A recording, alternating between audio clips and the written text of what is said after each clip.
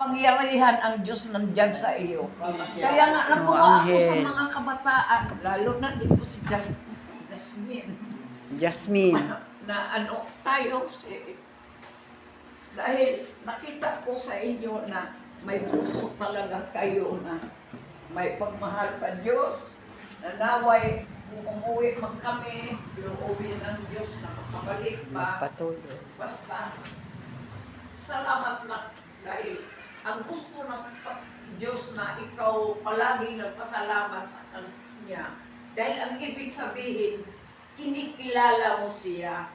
At saka pagising ng umaga, pagtulog, pagkain, kung saan man, Jasmine, at puntang school, Lord, samahan mo ako, ilayo mo ako sa kasamahan. Then, kayo lahat dito. Natuwa talaga ako.